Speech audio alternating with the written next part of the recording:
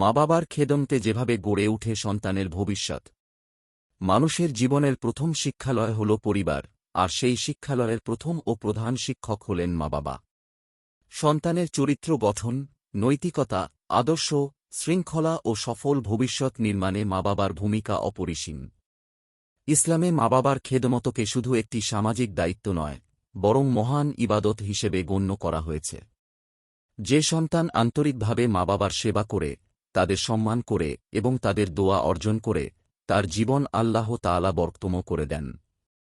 ইতিহাস সাক্ষী, পৃথিবীর বহু সফল ব্যক্তি তাদের সাফল্যের পেছনে মা বাবার দোয়া ও খেদমতের অবদানকে সর্বোচ্চ গুরুত্ব দিয়েছেন। তাই মা বাবার খেদমত কেবল তাদের প্রতি কৃতজ্ঞতার প্রকাশ নয়, বরং এটি সন্তানের উজ্জ্বল ভবিষ্যৎ, দুনিয়ার সফলতা এবং আখিরাতের মুক্তির অন্যতম গুরুত্বপূর্ণ মাধ্যম। আল্লাহ তাআলা বলেন, আর আপনার রব আদেশ দিয়েছেন তিনি ছাড়া অন্য কারো ইবাদত না করতে ও মা বাবার প্রতি সদ্ব্যবহার করতে। তারা একজন বা উভয়ই তোমার জীবদ্দশায় বার্ধক্যে উপনীত হলে তাদের উফ বল না এবং তাদের ধমক দিও না, তাদের সঙ্গে সম্মানসূচক কথা বল। সূরা বনী ইসরাইল আয়াত 23। এ আয়াতে আল্লাহ তাআলা মা বাবার খেদমত আদব, সম্মান এবং তাদের সঙ্গে সদ্ব্যবহার করাকে নিজের ইবাদতের সঙ্গে একত্র করে ফরজ করেছেন। মহান আল্লাহর ইবাদত করা যেমন প্রতিটি মানুষের জন্য ফরজ, তেমনি মা বাবার সঙ্গে সদ্ব্যবহার করাও ফরজ। মহান আল্লাহ সন্তানকে তার মা বাবার কাছে এতটা ঋণী করেছেন যে পৃথিবীর সবকিছু দিয়ে হলেও কোনো সন্তানই তার মা বাবার ঋণ শোধ করতে পারবে না। এ কারণে মহান আল্লাহ তাঁর বান্দাদের মা বাবার প্রতি কৃতজ্ঞ থাকার নির্দেশ দিয়েছেন, তাদের শুকরিয়া করার নির্দেশ দিয়েছেন।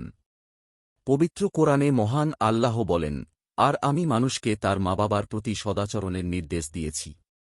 তার মা তাকে কষ্টের পর কষ্ট বরণ করে গর্ভে ধারণ করেন, আর তার দুধ ছাড়ানো হয় 2 বছরে। কাজেই আমার প্রতি ও তোমার মা বাবার প্রতি কৃতজ্ঞ হও। সূরা লুকমান আয়াত 14। হাদিস শরীফে ইরশাদ হয়েছে, কোনো এক ব্যক্তি রাসূলুল্লাহ সাল্লাল্লাহু আলাইহি ওয়াসাল্লামকে প্রশ্ন করল, আল্লাহর কাছে সর্বাধিক প্রিয় কাজ কোনটি? তিনি বলেন, সময় হলে নামাজ পড়া। সে আবার প্রশ্ন করল, এরপর কোন কাজটি সর্বাধিক প্রিয়?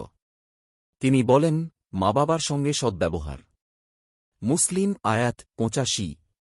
মা বাবা যদি অমুসলিমও হন, তবু তাদের সঙ্গে সদাচরণ করতে হবে, তাদের আদরাপ্যায়ন করতে হবে।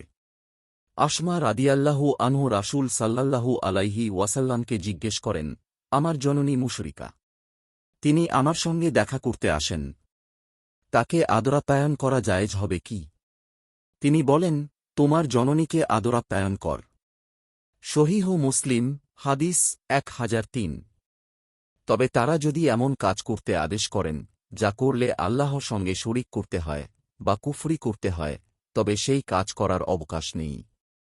মহান আল্লাহ বলেন, আমি মানুষকে নির্দেশ দিচ্ছি তার মা বাবার প্রতি সদ্ব্যবহার করতে। তবে ওরা যদি তোমার ওপর বল প্রয়োগ করে আমার সঙ্গে এমন কিছু শরিক করতে যার সম্পর্কে তোমার কোনো জ্ঞান নেই, তুমি তাদের মেনো না। সূরা আল-আনকাবুত আয়াত 8।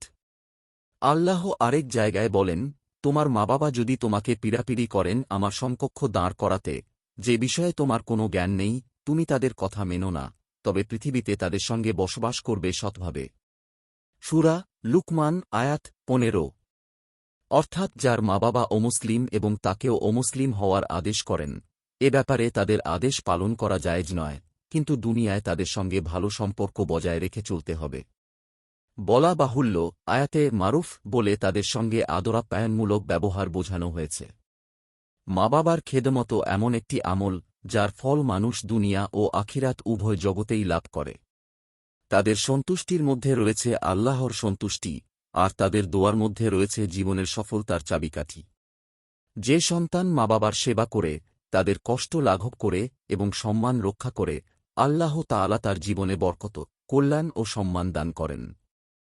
পক্ষান্তরে মা বাবার অবাধ্যতা মানুষের জীবনে অশান্তি ও ক্ষতির কারণ হয়ে দাঁড়ায়। তাই আমাদের প্রত্যেকের উচিত মা বাবার জীবদ্দশায় সর্বোচ্চ আন্তরিকতার সঙ্গে তাদের খেদমত করা এবং মৃত্যুর পরও তাদের জন্য দোয়া ও সাদকায়ে জারিয়ার ব্যবস্থা করা। কারণ মা বাবার খেদমতের মাধ্যমেই একজন সন্তানের সুন্দর ভবিষ্যৎ, উত্তম চরিত্র এবং প্রকৃত সফলতার ভিত্তি রচিত হয়। তাই মা বাবার যথাযথ সম্মান করা, যথাসম্ভব তাদের খিদমত করা এবং তাদের জন্য সর্বদা দোয়া করা আমাদের দায়িত্ব ও কর্তব্য। আপনার একটি শেয়ার হয়তো কারও জীবন বদলে দিতে পারে। সাদকায়ে জারিয়া সওয়াব পেতে ভিডিওটি শেয়ার করুন।